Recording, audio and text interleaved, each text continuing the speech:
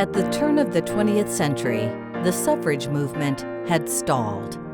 Under the new leadership of Carrie Chapman Catt, National American Women's Suffrage Association was revitalized, and a new and impatient generation emerged.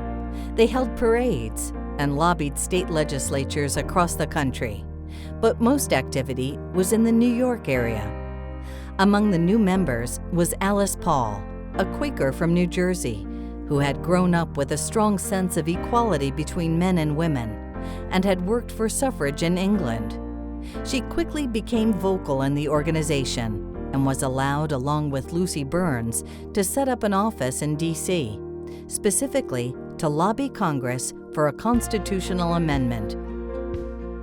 So under the new leadership of Carrie Chapman Catt and the National American Women's Suffrage Association, the movement was revitalized, and it brought in new and energized members to the organization. And one of the new members was Alice Paul, a Quaker from New Jersey who had grown up really with a deep sense of equality between men and women. And she had worked for women's suffrage in England. She was passionate, she was persuasive, and she was vocal. Alice Paul believed that there was only one real way to gain the right for women to vote, and that was to secure a U.S. constitutional amendment in Congress. Over the next few years, Alice Paul innovated new, more demanding strategies for the suffrage movement. In 1913, for her first major action, she and Lucy Burns organized a grand parade in D.C., the first of its kind and scale in the nation's capital. She knew that there would be political operatives and all kinds of press who were going to come to town to cover Wilson's inauguration. So she staged this ahead of time, just so that everybody could see that women wanted the right to vote. Thousands marched, and many more thousands, mostly men, looked on. Well, there were very many notable participants in this 1913 parade. It was led by the young and beautiful Inez Milholland on a white horse, and she was the herald calling her fellow suffragists into action. She also symbolized the new woman of the age. And there was a huge African American presence in this particular parade.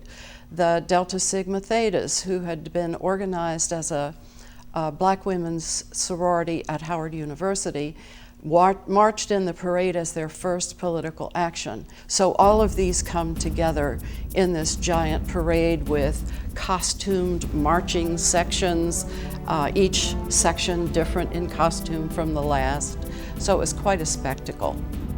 The parade ended in a riot where the male onlookers attacked the marchers, which the D.C. police did not stop.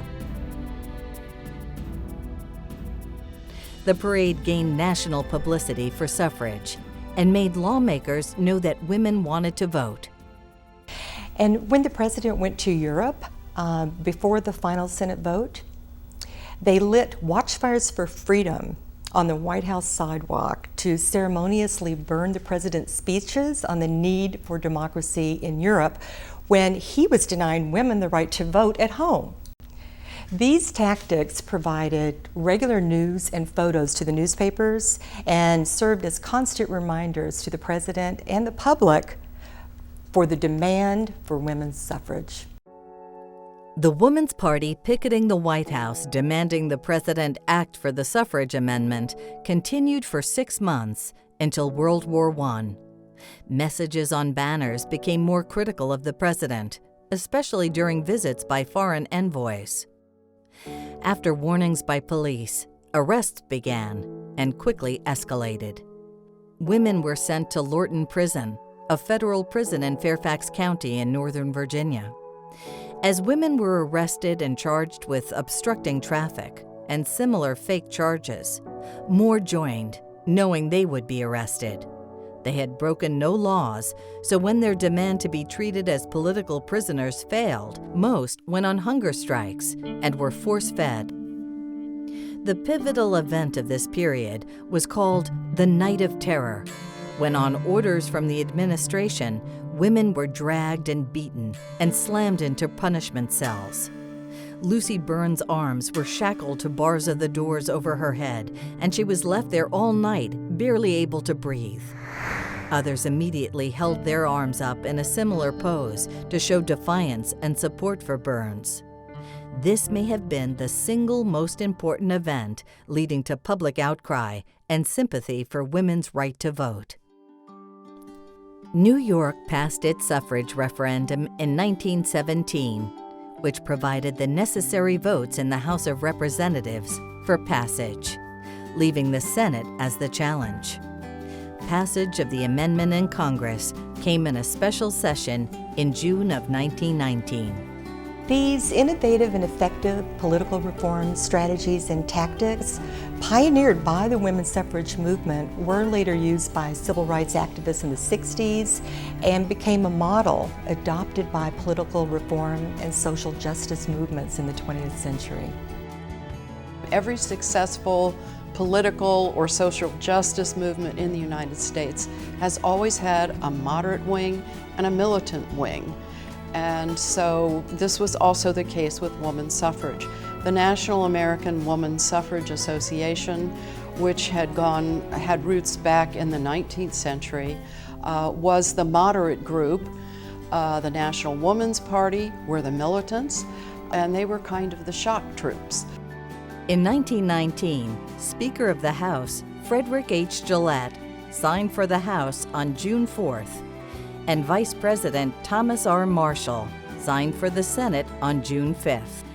The 19th Amendment to the Constitution, guaranteeing universal women's suffrage, became the law of the land on August 26, 1920, now celebrated as Women's Equality Day. Well, the National American Women's Suffrage Association became the League of Women Voters with their mission to educate and inform women about candidates who were running and the process of voting and how to vote.